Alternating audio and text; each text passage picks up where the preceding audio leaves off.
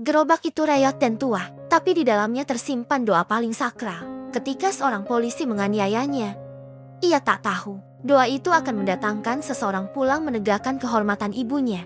Pagi itu, embun masih menempel di dedaunan ketika Ibu Lastri membuka matanya. Jam di dinding rumah bambunya belum menunjukkan pukul 3 pagi. Namun ia sudah terjaga seperti biasa. Di sudut ruangan kecil berukuran 3 kali 3 meter itu, sebuah lampu minyak remang-remang masih menyala, menimbulkan aroma asap yang menyesakkan dada. Namun bagi Ibu Lastri, itu adalah bau yang menenangkan. Bau rumahnya sendiri, tempat ia menambatkan seluruh cinta dan doa setiap harinya. Ia duduk perlahan di atas tikar usang, mengusap matanya yang terasa berat. Umurnya sudah lebih dari 50 tahun. Dan tulang-tulangnya kerap menjerit setiap kali ia bangun terlalu cepat. Namun tak ada pilihan lain. Karena waktu baginya adalah rezeki yang tak boleh disia-siakan. Sambil menahan nyeri di lututnya, perlahan ia berdiri, menyiapkan air panas di tungku tanah liat yang terletak di dapur kecil di belakang rumah. Api dari kayu bakar menari, menimbulkan cahaya oranye yang hangat menembus kegelapan dini hari. Sambil menunggu air mendidih, Ibu Lastri merapikan ikatan sayur bayam, kangkung, sawi, dan beberapa bumbu dapur yang akan ia bawa berjualan keliling. Setiap ikatan sayur ditata rapi di keranjang anyaman bambu, dibungkus plastik tipis agar tetap segar. Ia menyiapkan semua itu dengan teliti, karena baginya pembeli adalah rezeki yang harus dihormati. Setelah air mendidih, ia menuangkannya ke dalam teko aluminium tua untuk membuat teh manis. Ia tidak sarapan nasi pagi itu, hanya menyesap teh hangat dan sepotong ubi rebus sisa semalam. Baginya, itu sudah cukup untuk menambah tenaga sebelum mendorong gerobak sayurnya mengelilingi kampung hingga siang hari. Sambil menyesap teh, matanya kembali tertuju pada foto anaknya. Ia berbisik lirih, "Nak, semoga hari ini kamu sehat. Ya, ibu juga akan bekerja, biar nanti bisa nabung untuk beli handphone baru buat kamu telepon." Tangannya kemudian sibuk melipat plastik kresek menjadi gulungan kecil agar mudah disimpan di keranjang samping gerobaknya. Satu persatu dagangan dimasukkan ke dalam gerobak kayu kecil bercat biru yang warnanya mulai pudar dan terkelupas di beberapa bagian. Roda gerobaknya berderit pelan saat ia mendorongnya keluar dari teras rumah. Udara pagi yang dingin menampar wajahnya. Namun justru itulah yang membuat matanya semakin segar. Langit di timur mulai menampakkan semburat jingga tipis, pertanda fajar akan segera menyingsing. Burung-burung kecil berkicau pelan, seolah membangunkan semesta dari tidur panjangnya. Di sepanjang jalan tanah menuju kampung, daun pisang dan rumput liar masih basah oleh embun. Kadang, ia menghentikan langkah untuk mengusap lututnya yang ngilu. Namun ia selalu melanjutkan dorongan gerobaknya sambil menatap ke depan dengan penuh keyakinan. Di tengah perjalanan menuju kampung tetangga, ia melewati sungai kecil dengan jembatan bambu yang sudah tua. Setiap kali melewati jembatan itu, hatinya berdegup kencang, takut bila tiba-tiba bambu rapuh itu patah. Namun Tuhan selalu memberinya keselamatan hingga hari ini. Ia percaya setiap langkah yang diiringi doa tak akan sia-sia. Setelah hampir 30 menit berjalan, ia tiba di tikungan jalan aspal kampung. Beberapa ibu rumah tangga sudah menunggunya. Mereka menyapanya dengan senyum ramah. Bagi mereka, Ibu Lastri bukan hanya penjual sayur, tetapi juga teman bercerita dan tempat berbagi keluh kesah. Ia melayani mereka dengan senyum tulus, meski tubuhnya terasa remuk oleh lelah. Dalam hatinya, ia selalu bersyukur karena Tuhan masih memberinya kekuatan untuk mengais rezeki halal. Hari itu, ia merasa dagangannya akan habis sebelum pukul 11 siang. Ia berencana pulang lebih awal untuk menjemur pakaian dan menyiapkan makan siang sederhana, lalu beristirahat sebentar sebelum salat zuhur. Ia ingin berdoa lebih khusyuk, memohon agar anaknya selalu kuat menghadapi tugas negara. Namun, tak pernah ia sangka, hari itu bukanlah hari biasa. Ada ujian besar yang menantinya di ujung jalan. Ujian yang akan meremukan harga dirinya, namun juga akan membuka mata banyak orang tentang siapa sebenarnya Ibu Lastri. Penjual sayur keliling yang tubuhnya mulai menua, namun hatinya selalu muda oleh doa. Dan fajar pun kian meninggi. Jalanan mulai ramai dengan lalu lalang motor dan mobil. Namun Ibu Lastri tak pernah takut bersaing dengan waktu. Baginya, pagi adalah berkah. Ia hanya perlu melanjutkan langkahnya sambil menanamkan doa di setiap injakan kaki dan dorongan tangan pada gerobak tuanya, agar hari itu menjadi hari penuh keberkahan. Sama seperti hari-hari sebelumnya, ia tak pernah tahu bahwa dalam hitungan jam, hidupnya akan berubah. Bukan karena rezeki melimpah, tapi karena harga dirinya akan diinjak oleh tangan kekuasaan. Namun saat itu, ia hanya menatap langit biru dengan senyum tulus, menjemput takdirnya tanpa sedikit pun rasa curiga. Matahari mulai beranjak naik. Sinar keemasannya menembus selai dedaunan di sepanjang jalan kampung, menimbulkan kilauan indah pada embun yang masih setia menempel di rerumputan. Udara pagi yang dingin perlahan menghangat, menimbulkan bau khas. Tanah basah bercampur asap dapur dari rumah-rumah warga yang mulai menyiapkan sarapan. Bagi Ibu Lastri, inilah waktu paling sibuk sekaligus paling ia syukuri. Gerobak kayu kecil bercat biru yang ia dorong berderit pelan setiap kali melewati jalan aspal yang retak. Sesekali ia menepikan gerobaknya untuk memberi jalan motor atau mobil bak yang melintas membawa muatan sayur dari pasar induk. Namun gerobak kecil Ibu Lastri berbeda. Dagangannya hanya cukup untuk dijual di 2 kampung dan sebagian hasilnya ia belikan beras atau kebutuhan dapur untuk dirinya sendiri. Sisanya, ia simpan sedikit demi sedikit untuk ditransfer kepada Bagas, anaknya di Papua. Hari itu, setelah selesai melayani beberapa ibu rumah tangga di kampung pertama, ia melanjutkan perjalanan menuju kampung sebelah yang lebih ramai. Di sana, pembelinya bukan hanya ibu rumah tangga, tetapi juga tukang bangunan dan warung makan kecil yang biasa membeli sayurnya untuk lauk dagangan mereka. Jalan menuju kampung itu melewati persimpangan kecil di dekat lapangan sepak bola. Persimpangan tersebut cukup ramai di pagi hari karena banyak kendaraan melintas menuju kota kecamatan. Namun Ibu Lastri tak gentar. Ia sudah hafal ritme lalu lintas di sana. Setiap kali hendak menyeberang, ia akan menepi di sudut jalan, memastikan tak ada kendaraan sebelum perlahan menuntun gerobaknya menyeberang. Saat tiba di dekat lapangan, ia menepikan gerobak di pinggir jalan. Tangannya lincah menata kembali ikatan bayam dan kangkung yang hampir jatuh karena jalanan berlubang yang tadi ia lewati. Ia membuka plastik kresek satu persatu, merapikan posisi sayuran agar tampak segar dan menggoda pembeli. Sambil menata, sesekali ia mengusap keringat di keningnya meski matahari belum begitu terik. Di kejauhan, suara motor terdengar meraung semakin dekat. Suara itu berbeda dengan suara motor warga kampung pada umumnya. Motor itu terdengar lebih berat dan garang. Ibu Lastri sempat menoleh, namun ia melanjutkan pekerjaannya menata dagangan. Baginya, suara motor atau mobil adalah hal biasa setiap pagi. Ia hanya perlu berhati-hati dan memastikan gerobaknya tak terlalu menjorok ke jalan. Namun pagi itu berbeda. 2 motor trail berwarna hitam melaju beriringan, masing-masing dikendarai oleh polisi berseragam lengkap dengan rompi patroli dan helm hitam. Ban motor trail yang besar menimbulkan suara gemuruh saat melindas aspal yang retak. Kedua motor itu melaju tanpa mengurangi kecepatan meski jalan kampung sempit dan banyak anak sekolah berjalan kaki di pinggir jalan. Beberapa warga menepi dengan tergesa, menahan napas saat motor itu melintas. Sementara Ibu Lastri tetap sibuk menata sayurnya. Ia memastikan ikatan sawi diletakkan di samping kangkung agar pembeli mudah memilih. Saat sedang menunduk merapikan ikatan daun singkong, tiba-tiba suara klakson panjang dan keras membuyarkan konsentrasinya. Klakson itu terdengar seperti bentakan marah yang menampar telinganya. Ibu Lastri menoleh kaget. Kedua motor trail polisi itu tepat di belakang gerobaknya. Salah satu polisi menatap tajam ke arahnya, sementara polisi di motor belakang menunggu dengan wajah tak sabar. Ibu Lastri bergegas menepikan gerobaknya lebih dalam ke pinggir jalan. Namun jalan itu sempit dan di sisi kirinya terdapat parit kecil yang dalam. Jika ia menepikan gerobak terlalu ke kiri, roda gerobaknya bisa jatuh ke parit dan dagangannya akan berantakan. Ia mendorong pelan, memastikan roda gerobaknya tetap aman di tanah padat. Namun karena terburu-buru, ikatan bayam di sudut gerobak tergeser dan hampir jatuh. Ia menahan ikatan sayur itu dengan satu tangan sambil tetap berusaha menepikan gerobak. Tubuhnya yang sudah rentam membuat gerakannya lambat. Meski ia berusaha sekuat tenaga, motor trail polisi itu tetap meraung-raung di belakangnya, seolah menekan Ibu Lastri agar bergerak lebih cepat. Namun ia tak mampu. Tubuhnya bergetar. Bukan hanya karena takut, tetapi juga karena menahan letih sejak dini hari. Di saat seperti itu, ia teringat Bagas. Ia membayangkan anaknya berdiri di sampingnya, membantu menepikan gerobak dan menenangkannya. Namun yang ada hanya dirinya sendiri, ditemani dagangan yang kini hampir berjatuhan. Tanpa peringatan, salah satu polisi memutar gas motornya keras-keras, lalu melaju ke samping kiri gerobak Ibu Lastri. Motor trail besar itu menimbulkan angin kencang yang membuat plastik-plastik kresek dagangan Ibu Lastri beterbangan jatuh ke aspal. Polisi itu menatap Ibu Lastri dengan sorot mata tajam penuh amarah.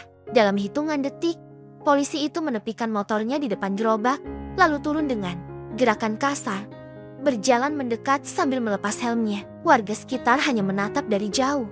Tak ada yang berani mendekat. Mereka tahu kedua orang itu adalah polisi yang terkenal galak di kampung mereka. Tidak ada yang berani menegur, apalagi membantu Ibu Lastri menepikan gerobaknya. Jalan itu tiba-tiba hening. Suara burung pun seperti menghilang, digantikan suara motor trail yang meraung pelan dalam posisi netral. Ibu Lastri menatap polisi itu dengan mata ketakutan. Ia tak tahu harus berkata apa. Mulutnya terasa keluh, kakinya gemetar hebat. Di dalam hatinya, ia hanya bisa berdoa agar Tuhan melunakkan hati orang itu. Namun pagi itu, doa Ibu Lastri belum dikabulkan. Pagi itu, takdir mulai menyiapkan ujian besar bagi dirinya. Ujian yang akan melukai harga dirinya, namun juga akan membuka mata banyak orang tentang siapa sebenarnya dirinya. Seorang ibu penjual sayur yang hidupnya sederhana, namun hatinya teguh seperti baja. Dan saat itu, matahari terus merangkak naik, seolah tak peduli pada tragedi yang sedang menunggu di persimpangan kecil kampung itu. Pagi yang awalnya terasa hangat dan penuh harapan, perlahan berubah menjadi pagi yang sunyi dan menakutkan bagi Ibu Lastri. Namun ia tidak punya pilihan selain menatapnya dengan pasrah, menunggu apa yang akan terjadi pada dirinya dan gerobak tuanya hari itu.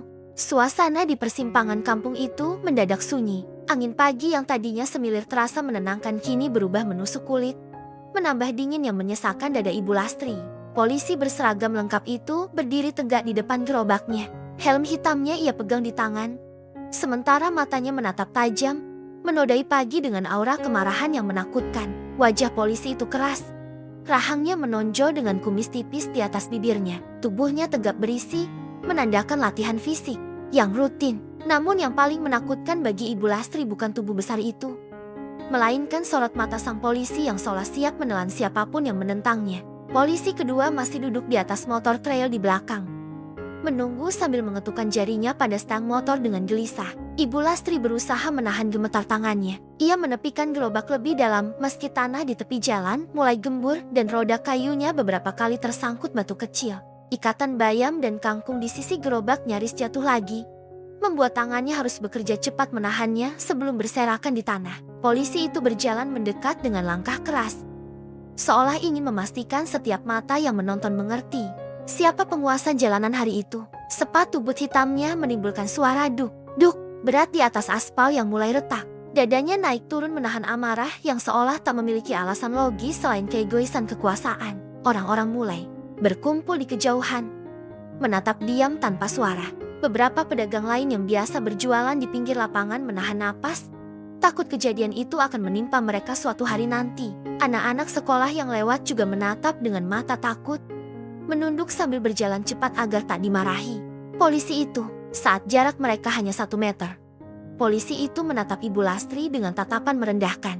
Bagi dia, wanita tua dengan gerobak reot itu hanyalah penghalang jalan yang mengganggu patroli paginya, bukan manusia yang pantas dihargai, apalagi dihormati. Ia menghela napas panjang, menegakkan dada sambil menatap sekitar memastikan semua orang melihatnya. Ibu Lastri menunduk, kakinya bergetar semakin hebat.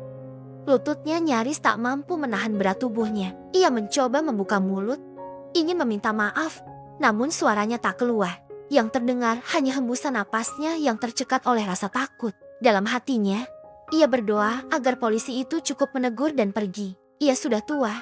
Ia tak sanggup menanggung malu jika dipermalukan di hadapan orang-orang yang setiap hari ia jumpai saat berjualan. Namun pagi itu, doa Ibu Lastri tak dikabulkan secepat harapannya. Polisi itu mengangkat tangannya, menunjuk tepat ke arah wajah Ibu Lastri dengan tatapan amarah yang membara. Helaan napasnya terdengar berat dan menakutkan. Tiba-tiba, dengan gerakan cepat, polisi itu menendang bagian bawah gerobak kayu Ibu Lastri. Duk! Suara kayu menabrak aspal terdengar keras, diikuti suara plastik kresek berisi ikatan sayur yang jatuh berserakan ke jalan. Beberapa ikatan bayam dan kangkung berguling di atas tanah, terkena debu dan pasir. Kantong plastik berisi tomat pecah, menumpahkan air dan tomat ke aspal. Gerobak Ibu Lastri miring hampir roboh, menahan beban dagangan di atasnya. Roda kayunya bergeser keluar dari jalur semen, membuat sisi kirinya masuk ke tanah gembur yang licin oleh embun pagi. Orang-orang menjerit pelan, namun tak ada satupun yang berani maju membantu. Mereka hanya menatap dengan mata marah, takut, dan iba. Di sudut matanya, Ibu Lastri melihat beberapa orang mengangkat ponsel mereka diam-diam, merekam kejadian itu. Namun ia tak peduli. Baginya, yang paling menyakitkan adalah harga dirinya yang diremukan oleh kaki kekuasaan di hadapan orang-orang yang biasa menghormatinya. Tangannya bergetar saat mencoba meraih ikatan bayam yang jatuh. Tubuhnya membungkuk pelan menahan nyeri di pinggang dan lututnya yang semakin lemah. Matanya memanas. Namun ia menahan air mata itu agar tidak jatuh. Ia tahu, jika ia menangis saat itu, air matanya akan menjadi tontonan tanpa makna bagi orang yang menendang gerobaknya. Polisi itu masih menatapnya dengan wajah puas. Ia mengibaskan tangannya, seolah mengusir seekor lalat pengganggu. Dengan langkah keras, ia kembali ke motornya, mengenakan helm hitamnya sambil menatap orang-orang di sekitar dengan tatapan mengancam. Tak ada yang berani menegurnya, tak ada yang berani mendekat. Suara motor trail kembali meraung keras saat ia menyalakannya. Motor itu melaju meninggalkan Ibu Lastri yang masih berlutut di samping gerobaknya. Plastik-plastik kresek berisi sayur berserakan di tanah. Beberapa ikatan bayam terinjak ban motor polisi itu saat melintas. Debu jalanan mengepul, menempel di daun bayam dan kangkung yang jatuh, menambah kesedihan pagi itu. Hati Ibu Lastri terasa remuk, bukan karena dagangannya rusak, melainkan karena harga dirinya diinjak di hadapan orang banyak. Ia menarik napas dalam-dalam, mencoba menahan gemetar tangannya sambil mengumpulkan sayur-sayur yang berserakan. Ujung jarinya terasa sakit saat menyentuh tanah berpasir. Namun ia tak peduli. Ia menahan air matanya sekuat mungkin. Namun sesekali tetes bening itu jatuh membasahi aspal hitam di bawahnya. Ia mengusapnya cepat. Takut orang-orang melihat kelemahannya. Di kejauhan, suara motor trail polisi itu semakin menjauh, meninggalkan debu di jalanan dan luka di hati seorang ibu yang sejak subuh sudah mengais rezeki halal. Namun di balik luka itu, takdir sedang menyiapkan cerita besar yang akan mengguncang harga diri sang polisi. Karena pagi itu, tanpa ia sadari, ia telah menendang harga diri seorang ibu dari prajurit Kopassus yang jasanya pernah menyelamatkan negara, termasuk dirinya sendiri. Dan di bawah langit biru yang perlahan semakin terang, Ibu Lastri hanya duduk berlutut di samping gerobaknya, memeluk ikatan bayam kotor di dadanya sambil menatap langit. Dalam diam, ia berdoa dengan suara hati yang bergetar. Ya Allah, kuatkan aku. Langit pagi semakin terang. Sinar mentari menembus rimbunan pohon terembesi di sepanjang jalan kampung, memantulkan cahaya keemasan yang biasanya menenangkan hati siapapun yang memandang. Namun pagi itu, bagi Ibu Lastri, sinar mentari hanya menambah sesak dadanya. Cahaya itu justru menelanjangi air matanya, menampakkan kepedihannya pada setiap mata yang memandang. Ia duduk bersimpu di samping gerobaknya. Tangannya gemetar saat meraih ikatan bayam yang sudah kotor oleh debu jalanan. Plastik kresek hitam tempat ia menyimpan cabai rawit robek, menumpahkan cabai merah dan hijau ke aspal yang masih basah oleh embun. Kantong plastik berisi tomat pecah seluruhnya. Tomat-tomat itu terguling di sela kerikil. Kulitnya sobek, mengeluarkan cairan lengket yang menempel di telapak tangannya. Suara motor trail yang tadi menendang gerobaknya kini hanya terdengar samar di kejauhan. Namun dengungan knalpotnya masih menancap di telinga Ibu Lastri, menimbulkan getaran takut di dadanya. Di matanya, bayangan wajah polisi berseragam dengan tatapan keras itu terus menari. Tatapan yang tidak akan pernah ia lupakan. Seumur hidupnya, ia menahan napas saat menunduk untuk meraih ikatan kangkung. Lututnya menjerit kesakitan saat menekan aspal keras. Namun ia menahannya. Nafasnya memburu, tersengal menahan isak yang tertahan. Matanya panas, air mata menggenang di pelupuk. Berusaha keluar meski ia menahannya sekuat hati. Namun ia kalah. Tetes bening itu jatuh satu persatu ke tanah, menimpa dedaunan kangkung yang berserakan di aspal. Orang-orang mulai berdatangan. Beberapa ibu rumah tangga yang mengenalnya menatap Iba. Mereka ingin membantu, namun takut. Polisi itu terkenal galak, sering memarahi pedagang di pinggir jalan jika merasa terganggu saat patroli. Beberapa tukang ojek menatap dengan mata marah, tapi tak berani berbuat apa-apa. Mereka hanya menahan napas, menunduk dalam diam, menahan amarah yang tak mampu mereka salurkan. Ibu Lastri menahan tangisnya sambil memunguti sayur satu persatu. Tangannya menepis debu di daun bayam dan kangkung. Ia tahu pembeli tak akan mau membeli sayur kotor, namun ia juga tak tega membuangnya begitu saja. Sayur-sayur itu adalah harapan hidupnya hari itu. Jika ia membuang semuanya, berarti ia tak akan memiliki uang untuk membeli beras sore nanti. Dalam diam, pikirannya melayang pada anak semata wayangnya, Bagas, prajurit Kopassus kebanggaannya. Di Papua sana, Mungkin Bagas sedang berjalan menyusuri hutan, menahan lapar dan haus untuk menjaga tanah airnya. Ibu Lastri menahan isaknya semakin keras saat mengingat wajah anaknya. Bagas selalu berkata bahwa ia ingin membahagiakan ibunya. Namun kenyataannya, sang ibu masih harus berlutut memunguti sayur kotor di jalan demi sesuap nasi. Air matanya semakin deras menetes ke tanah. Tangan kirinya menahan dada yang terasa sesak oleh kepedihan. Tangannya bergetar hebat saat meraih tomat yang sudah hancur. Cairan merahnya menempel di jemari keriputnya. Beberapa tetes darah muncul di sela kukunya yang patah saat menahan gerobak tadi. Namun ia tak peduli. Rasa sakit fisik tak seberapa dibanding luka di hatinya. Di seberang jalan, seorang pemuda merekam kejadian itu dengan ponselnya. Tangannya bergetar menahan marah. Ia ingin membantu, namun takut. Polisi itu sudah terkenal suka menindas warga kampung. Dan siapapun yang berani menegur akan dipersulit jika mengurus surat-surat kendaraan di kantor polisi kecamatan. Pemuda itu hanya bisa merekam sambil menahan air matanya sendiri yang ikut jatuh melihat derita Ibu Lastri. Setelah semua sayur dikumpulkan, Ibu Lastri duduk bersandar di tiang listrik pinggir jalan. Nafasnya tersengal, tubuhnya lemas, dan matanya sembab. Gerobaknya miring, salah satu rodanya pecah bagian pinggirnya, membuatnya oleng saat didorong. Namun ia tetap berusaha menegakkannya. Perlahan, ia berdiri dengan lutut gemetar, menahan beban tubuhnya yang seolah menolak untuk bangkit. Ia menarik napas panjang, menenangkan detak jantungnya yang berpacu terlalu cepat. "Bu, istirahat dulu sini," bisik seorang ibu pembeli. Pelan, takut terdengar polisi yang mungkin masih mengawasi dari kejauhan. Ibu Lastri hanya menggeleng pelan sambil tersenyum. Senyum yang menyesakkan hati siapapun yang melihat. Senyum seorang ibu yang mencoba tetap tegar meski hatinya berdarah. Dengan tangan gemetar, ia mendorong gerobaknya perlahan, menyusuri tepi jalan sambil menahan isak yang masih ingin keluar. Di sepanjang jalan, orang-orang menatapnya dengan mata berkaca-kaca. Namun tak ada yang berani menegur polisi itu. Tak ada yang mampu melawan kekuasaan kecuali diam dan menunduk dalam ketakutan. Langkah kaki Ibu Lastri semakin berat. Bahunya menurun, seolah menanggung beban yang tak terlihat. Tubuhnya yang mungil berguncang menahan tangis. Sesekali, ia mengusap matanya dengan ujung kerudung lusuhnya, menahan air mata agar tak menetes ke dagangan.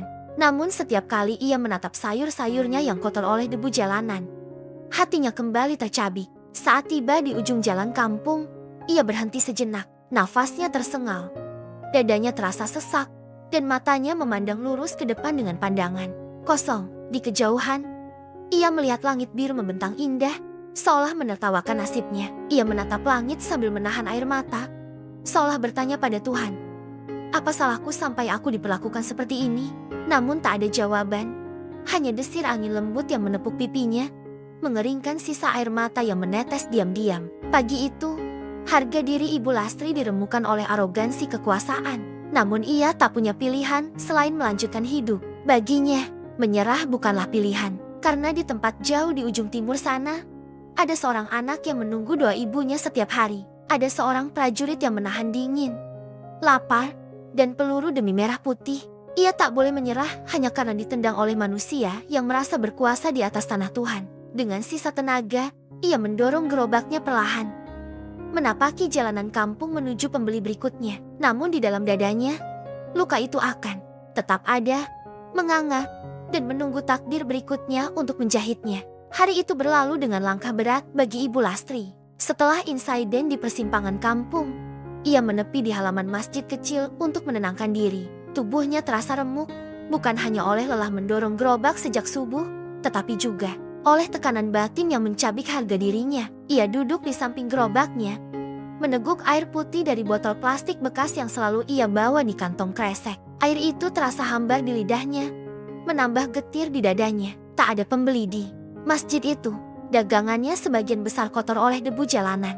Ikatan bayam, kangkung, dan sawi ia letakkan di plastik terpisah. Ia tahu pembeli tak akan mau membayar harga penuh untuk sayur kotor, namun ia tetap membawanya pulang. Baginya, lebih baik makan sayur berdebu yang dicuci berkali-kali daripada membiarkannya busuk tak terjual. Setelah beristirahat beberapa menit, ia kembali mendorong gerobaknya pulang.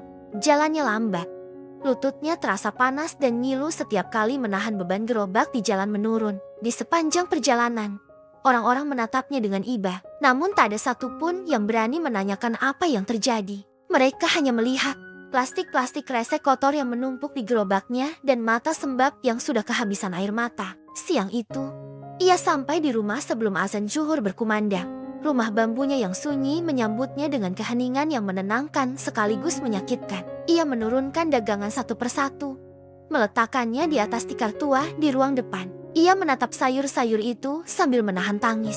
Biasanya, ia akan menata dagangan tersisa untuk dijual esok hari.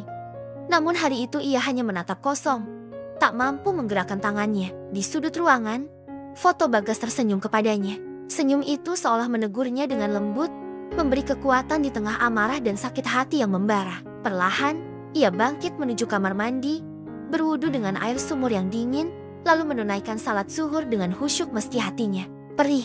Dalam sujudnya, ia menangis. Air matanya jatuh ke sajadah tipisnya, membasahi serat-serat kain usang itu. Namun ia tak berdoa untuk balas dendam. Ia hanya meminta satu hal kepada Tuhan. Ya Allah, beri aku hati yang sabar. Sementara itu, di kampung tempat insiden terjadi, video rekaman seorang pemuda mulai menyebar di grup WhatsApp warga. Video itu menampilkan detik-detik polisi menendang gerobak sayur hingga sayur-sayur berserakan di aspal. Di latar video terdengar isak tertahan orang yang merekam, menambah pilu suasana. Tak butuh waktu lama, video itu tersebar ke grup-grup WhatsApp kecamatan lain, lalu masuk ke media sosial Facebook dan Instagram. Komentar warga berdatangan bak air bah. Ratusan komentar memenuhi kolom postingan dalam hitungan jam. Kebanyakan berisi kemarahan, cercaan, dan doa untuk Ibu Lastri. Warga yang mengenalnya menuliskan kisah hidupnya. Mereka bercerita tentang Ibu Lastri yang tak pernah menolak memberi sayur kepada tetangga yang kesulitan. Tentang Ibu Lastri yang sering membagi-bagikan ikatan bayam untuk janda tua di kampung. Tentang Ibu Lastri yang tetap bersedekah meski dagangannya sedikit. Video itu semakin viral ketika masuk ke akun Instagram lokal dengan ratusan ribu pengikut. Caption dalam postingan itu berbunyi, "Miris, seorang ibu penjual sayur ditendang oknum polisi hanya karena gerobaknya sedikit menjorok ke jalan. Ibu ini sudah tua, namun tetap berjualan demi menghidupi dirinya dan menabung untuk anak semata wayangnya yang sedang bertugas di Papua sebagai prajurit Kopassus." Caption itu menyulut emosi netizen. Ratusan ribu orang menontonnya, membagikannya, dan menandai akun-akun resmi kepolisian. Ada yang menuliskan doa, ada yang mengutuk perbuatan polisi itu. Ada pula yang menulis tentang anak Ibu Lastri. Meski mereka belum tahu siapa nama prajurit Kopassus itu, bagi mereka tak perlu tahu nama untuk menghormati seorang ibu yang melahirkan pahlawan negeri. Di rumah bambu itu, Ibu Lastri tak tahu menahu tentang video yang viral. Ia tak memiliki smartphone, hanya handphone lama untuk menunggu kabar Bagas saat anaknya mendapat sinyal di sela tugasnya. Setelah salat, ia menjemur pakaiannya di tali rafia yang diikat antara tiang dapur dan pohon mangga samping rumah. Sambil menjemur, ia menatap langit biru. Matanya masih sembab, namun senyumnya perlahan kembali terbit. Ia menatap dedaunan mangga yang bergoyang diterpa angin. Mendengar suara burung pipit bertengger di atasnya. Di hatinya, ia berkata, "Tak apa, Lastri, besok kamu tetap bisa jualan. Tuhan tidak pernah tidur." Sementara itu, di markas Kopassus Papua, Bagas baru selesai apel siang. Ia duduk di bawah pohon rindang di samping barak, membuka ponselnya untuk mengecek pesan dari ibunya. Namun hari itu tak ada pesan masuk. Ia menatap layar ponselnya sambil menahan rindu. Dalam hatinya, ia berharap ibunya sehat-sehat saja di rumah. Ia tak tahu, di pulau seberang sana, nama ibunya sedang disebut ribuan orang. Ia tak tahu, ada aib besar yang menodai harga diri ibunya. Namun takdir sedang menyusun waktu untuk menyampaikan berita itu kepadanya dengan cara yang paling mengejutkan. Dan di sudut desa kecil itu, Ibu Lastri menatap langit dengan senyum lemah, menjemur pakaiannya yang sudah diperas dengan tangan keriputnya. Ia tak tahu hidupnya baru saja berubah. Ia tak tahu harga dirinya yang diinjak akan menjadi tamparan bagi banyak orang. Karena di balik luka itu, Tuhan sedang menyiapkan keadilan dengan caranya sendiri. Keadilan yang akan mengguncang hati sang polisi arogan hingga menyesal seumur hidupnya. Hari itu langit Papua mendung. Hujan turun rintik-rintik membasahi tanah merah di halaman markas. Bagas duduk di bawah terpal hijau yang dijadikan atap darurat, menatap layar ponselnya yang penuh notifikasi.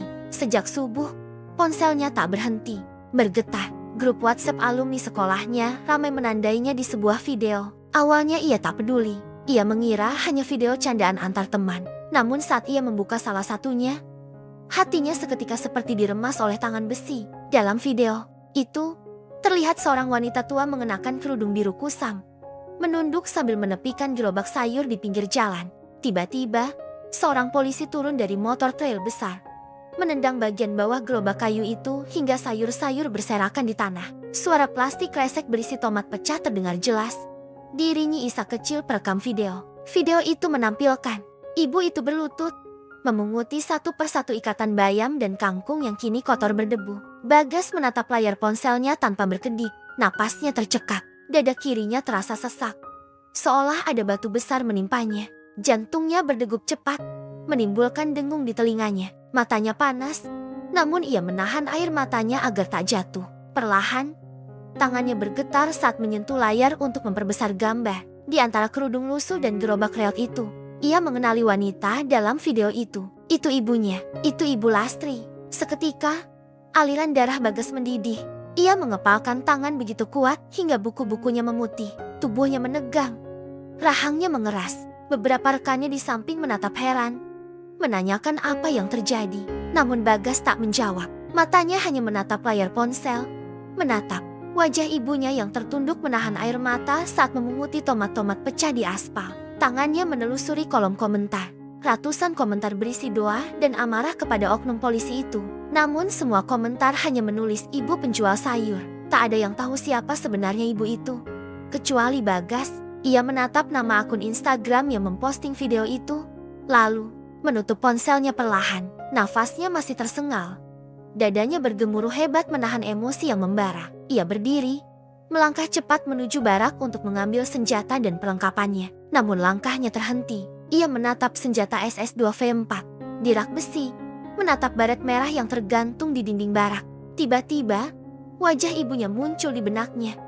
Menatapnya dengan tatapan lembut seperti biasanya. Tatapan yang seolah berkata, "Nak, jangan gunakan tanganmu untuk menzalimi. Gunakan untuk melindungi." Bagas menutup matanya erat.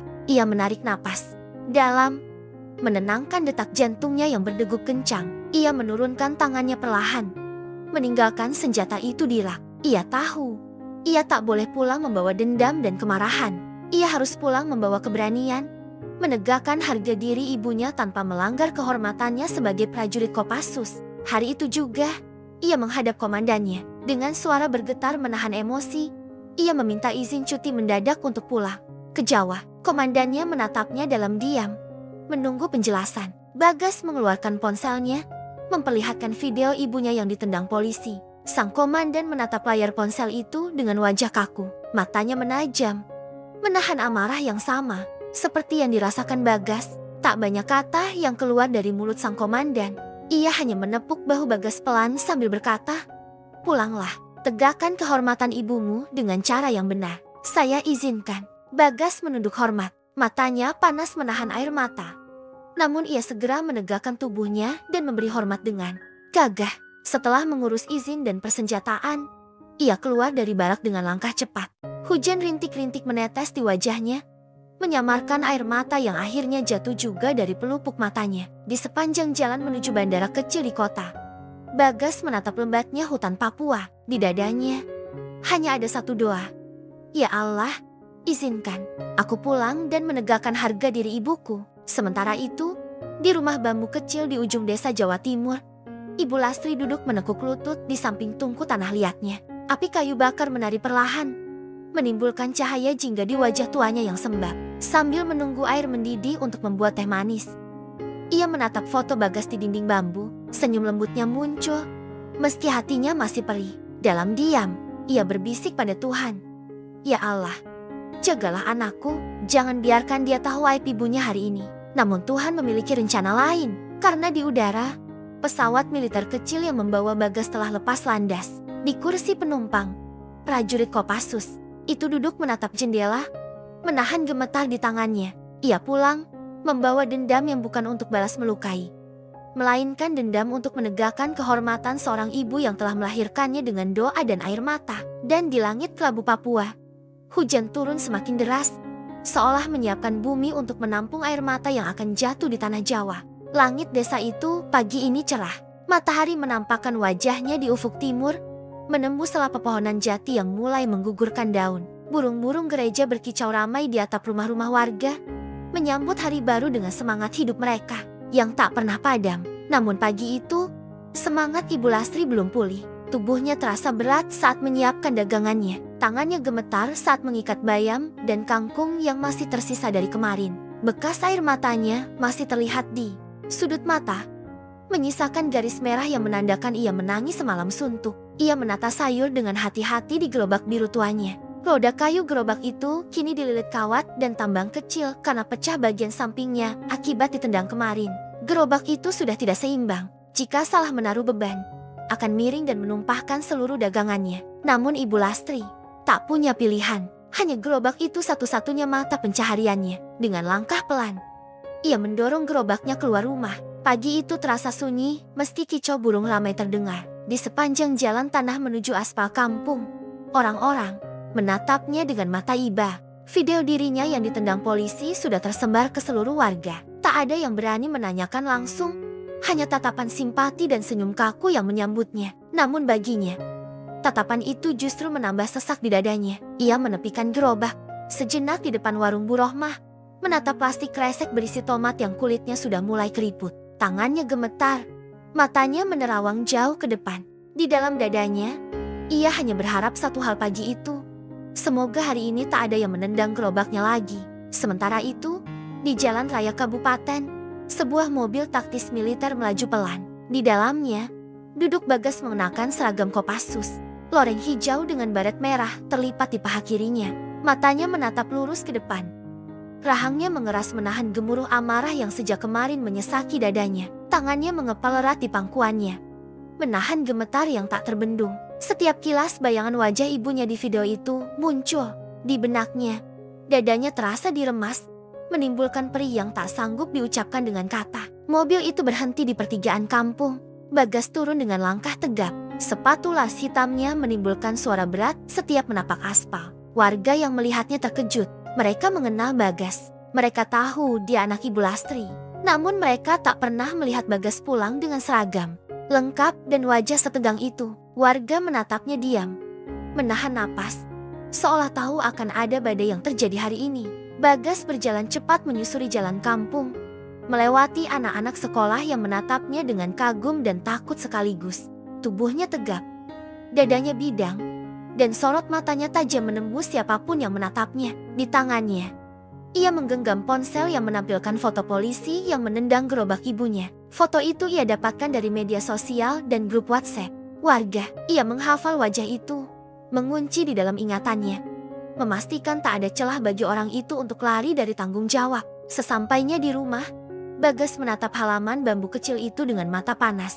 Gerobak biru tua ibunya terparkir di samping pintu, tampak miring dengan roda dililit kawat. Hatinya teriris melihat kondisi gerobak itu. Tangannya gemetar saat menyentuh pegangan kayunya yang kasar. Di matanya, gerobak itu bukan hanya alat jualan.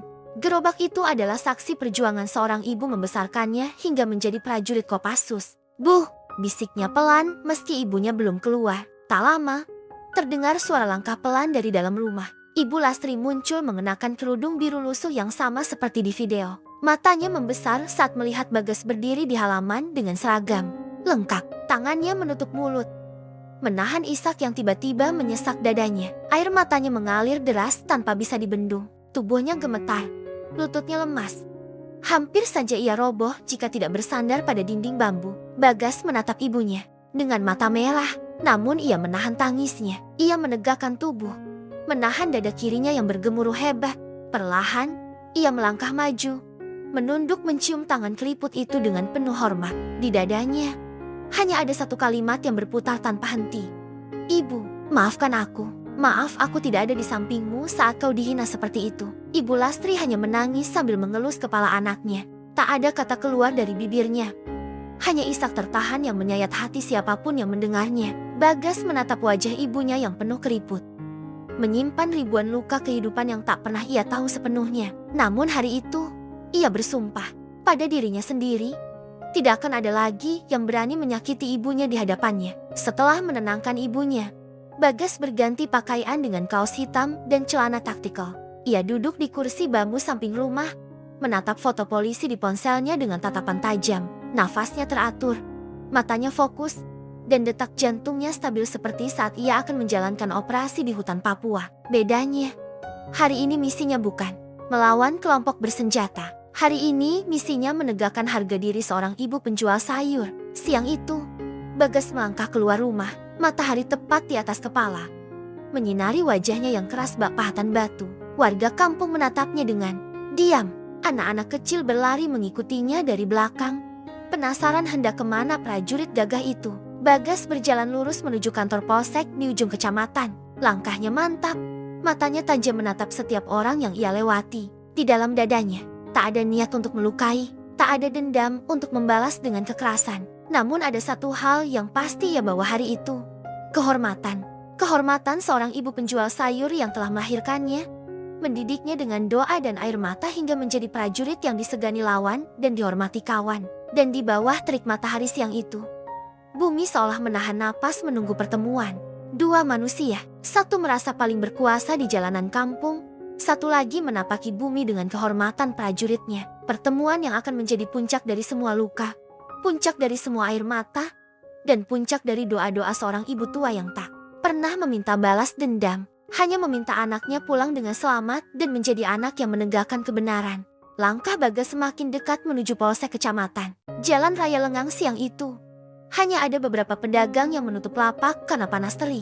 Anak-anak kecil yang tadi mengikutinya kini berhenti di ujung gang, menatap punggung Bagas yang tegak menjauh. Bagi mereka, punggung itu adalah lambang kekuatan. Namun bagi Bagas sendiri, punggung itu adalah tempat semua tanggung jawab dan kehormatan ibunya ia pikul tanpa ragu. Saat memasuki halaman kantor polisi, matanya menatap lurus ke depan. Langkahnya mantap, dada kirinya naik turun menahan emosi yang sudah menumpuk sejak kemarin. Di tangannya, ponsel masih menampilkan wajah polisi yang menendang gerobak ibunya. Foto itu ia kunci di layar. Setiap kali menatapnya, dadanya terasa diremas, menimbulkan rasa perih yang tak terbendung. Beberapa polisi di halaman polsek menatap kedatangannya dengan wajah heran. Mereka mengenal Bagas, meski hanya sekadar tahu ia prajurit Kopassus. Namun, hari itu, aura Bagas berbeda. Sorot matanya tajam, wajahnya keras, dan langkah kakinya menggetarkan tanah. Tak ada satupun yang berani menegur atau menahannya saat ia melangkah menuju ruangan utama. Di dalam ruangan, polisi berseragam lengkap sedang duduk santai, memainkan ponselnya sambil tertawa pelan. Wajahnya persis seperti di foto, kumis tipis. Di atas bibirnya menambah kesan keras dan angkuh. Suaranya berat saat tertawa, menimbulkan getaran di ruangan kecil itu. Namun tawanya terhenti ketika matanya menangkap sosok Bagas yang kini berdiri di ambang pintu. Suasana seketika sunyi. Rekannya yang duduk di samping langsung menunduk, merasakan aura dingin menyelimuti ruangan. Bagas menatap lurus ke arah polisi itu. Tatapannya tajam menusuk, seolah menelanjangi semua lapisan harga diri sang polisi. Nafas Bagas teratur, namun dadanya bergemuruh hebat menahan emosi yang mendidih. Dengan langkah pelan namun mantap, Bagas berjalan mendekat. Sepatu taktiko hitamnya menimbulkan suara berat di lantai keramik kantor polisi. Setiap langkahnya seperti menekan dada semua orang yang ada di ruangan itu. Polisi yang duduk langsung berdiri kaku.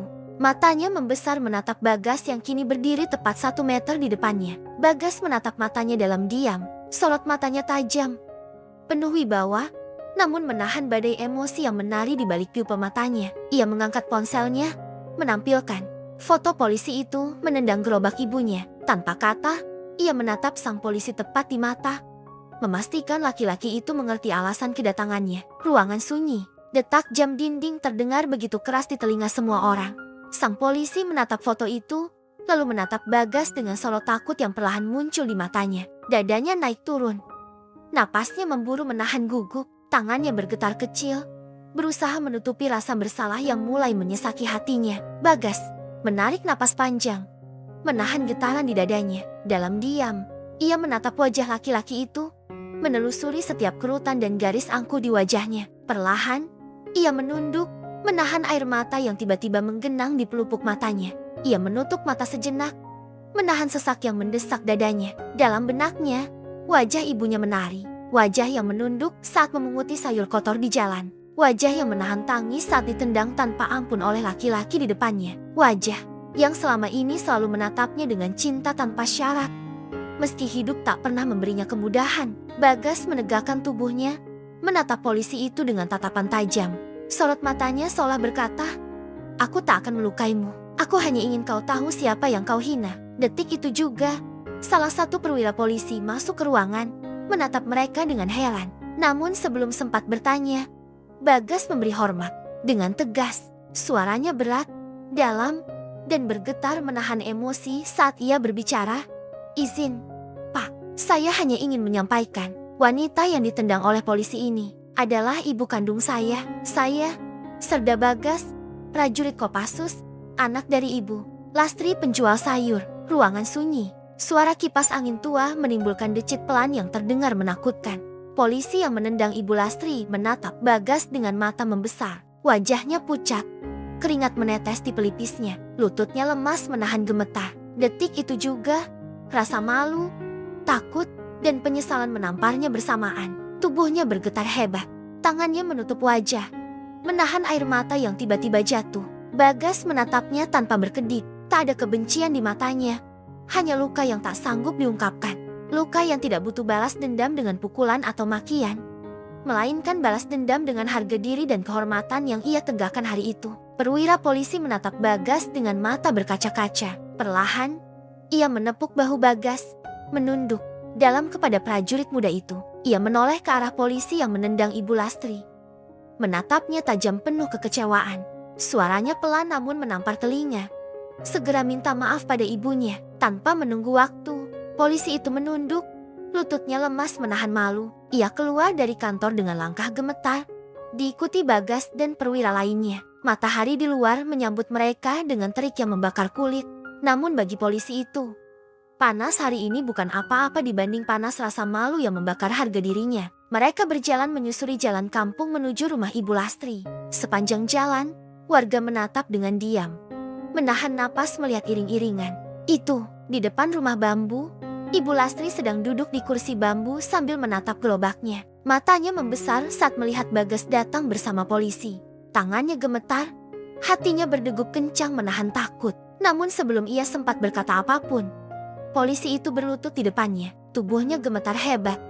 Air matanya jatuh membasahi tanah. Dengan suara bergetar menahan isak, ia menunduk dalam, menempelkan dahinya ke tanah di depan kaki Ibu Lastri. Warga menatap adegan itu dengan mata berkaca-kaca. Bagas berdiri di samping ibunya, menatap lurus ke depan. Di hatinya, ia tahu, hari ini bukan tentang balas dendam.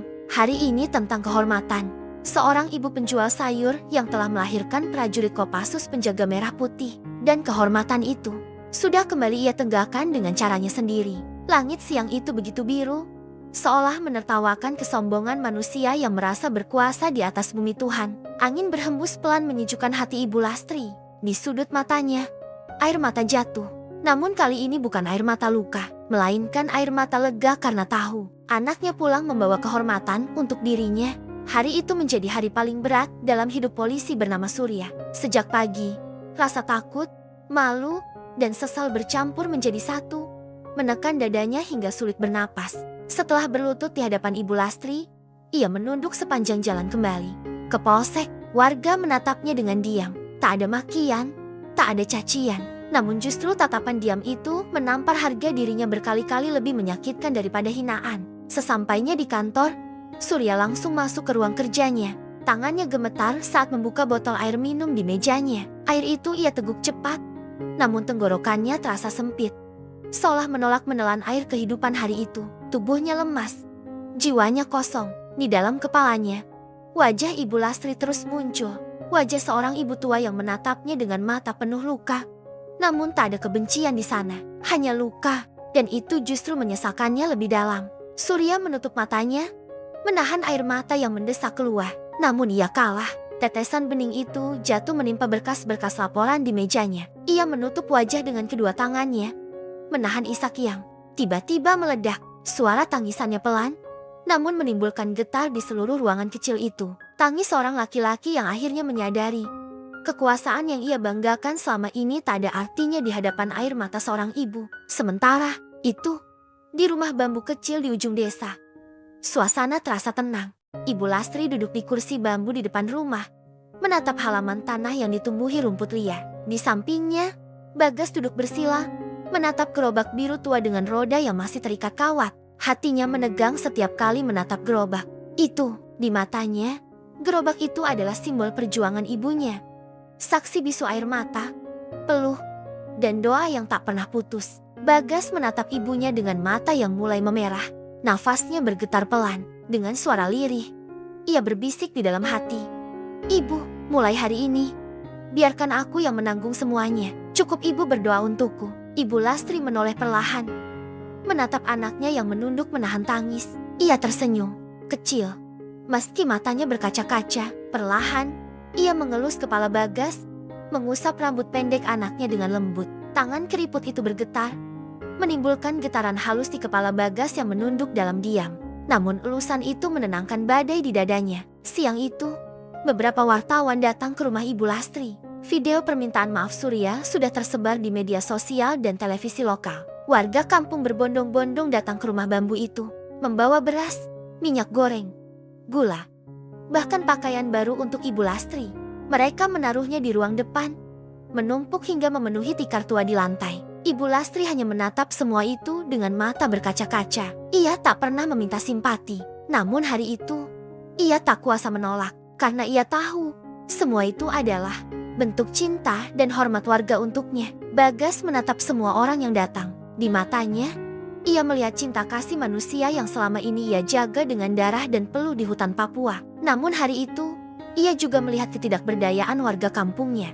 Mereka menolong dengan hati, namun tak mampu melawan arogansi kekuasaan. Dan di titik itu, Bagas tahu, negara ini butuh banyak orang untuk berdiri di sisi kebenaran tanpa rasa takut. Sore hari, ketika warga pulang satu persatu, Bagas membantu. Ibunya menata semua bantuan. Ia menata beras di sudut dapur, menumpuk minyak goreng di rak bambu kecil, dan menggantung baju-baju baru di tali rafia di dalam kamar. Sambil menata, matanya menatap baju-baju itu dengan kosong. Di benaknya, hanya ada satu niat, memperbaiki gerobak ibunya besok sebelum ia kembali ke tugasnya. Saat maghrib tiba, suara azan berkumandang lembut menembus dinding bambu. Ibu Lastri duduk di atas sajadah lusuhnya, menutup matanya dalam sujud panjang. Bagas menatap ibunya dari belakang, menahan air mata yang menggenang. Ia tahu, doa ibunya hari itu bukan meminta balas dendam, bukan juga meminta harta yang menumpuk di dapurnya. Doa ibunya hanya satu, memohon Tuhan melindungi anaknya dimanapun ia bertugas. Di polsek kecamatan, Surya duduk menunduk di kursinya. Malam itu, ia dipanggil atasannya untuk dimintai pertanggungjawaban. Ia tak menjawab sepatah kata pun ketika dimarahi. Mulutnya terkunci rapat.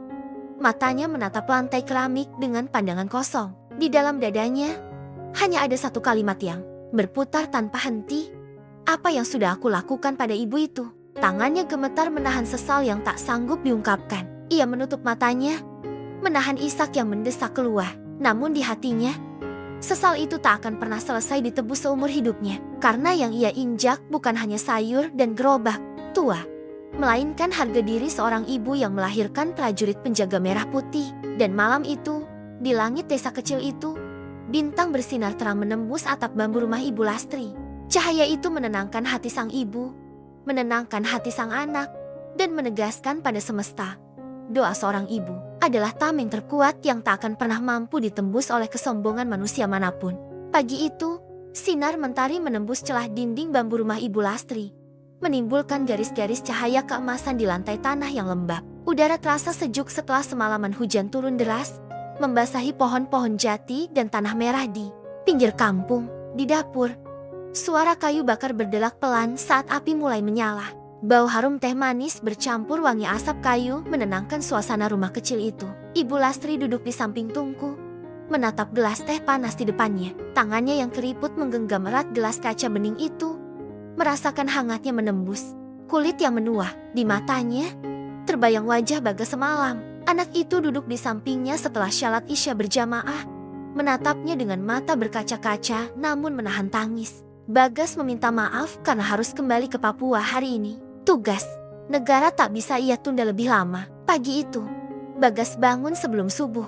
Ia berwudu dengan air sumur yang dingin menembus tulang, lalu menunaikan tahajud dengan khusyuk. Sujudnya lama, doanya panjang. Ia memohon Tuhan menjaga ibunya, menjaga kampungnya, menjaga tanah airnya. Setelah subuh berjamaah bersama ibunya, ia duduk di halaman, menatap gerobak biru tua yang kini sudah berdiri kokoh. Semalam, setelah semua warga pulang, Bagas memperbaiki roda gerobak itu dengan uang tabungannya.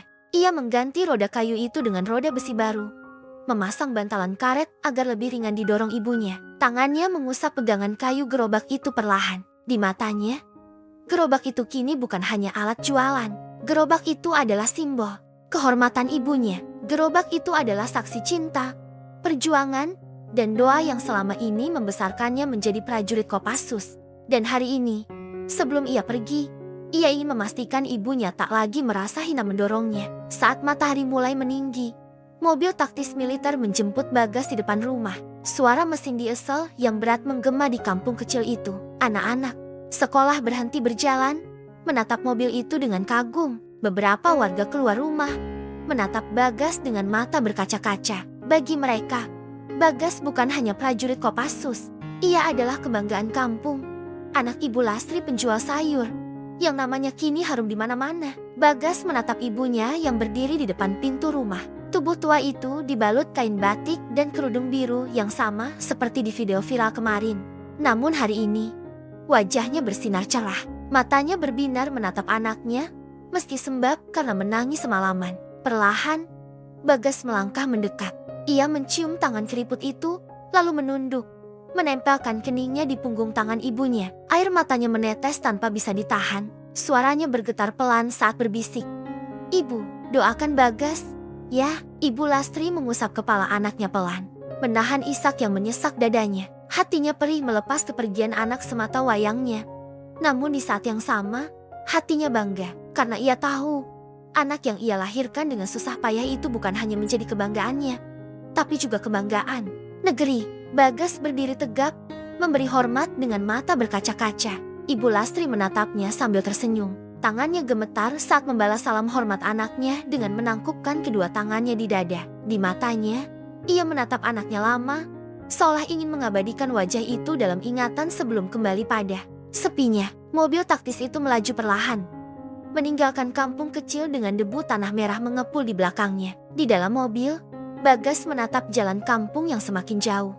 Pohon-pohon jati, rumah-rumah bambu, warung kecil, semua tampak mengecil di matanya. Namun satu hal yang tak pernah mengecil dalam hatinya, wajah ibunya. Ia menutup mata, menahan air mata yang mengalir pelan di pipinya. Dalam hatinya, ia berjanji, "Ibu, tunggulah aku pulang. Aku akan pulang dengan kehormatan yang lebih besar untukmu."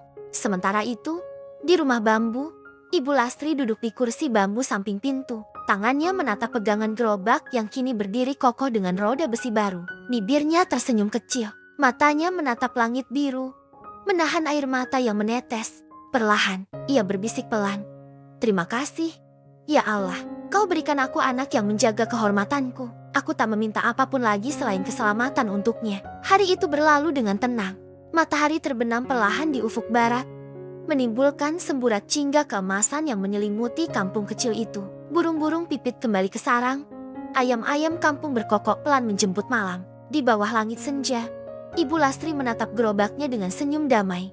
Hatinya lapang, meski tubuhnya lemah, karena hari itu ia tahu harga dirinya telah ditegakkan, bukan oleh kekerasan, bukan oleh balas dendam, melainkan oleh cinta dan kehormatan seorang anak yang berjuang bukan untuk membalas luka, melainkan untuk menjaga marwah ibunya. Dan di langit yang mulai gelap, bintang pertama muncul, bersinar terang menembus awan tipis, seolah menegaskan pada semesta, doa seorang ibu tak akan pernah hilang di telan waktu. Doa itu akan terus melindungi anaknya, menuntun langkahnya, dan menegakkan kehormatannya sampai akhir hayat.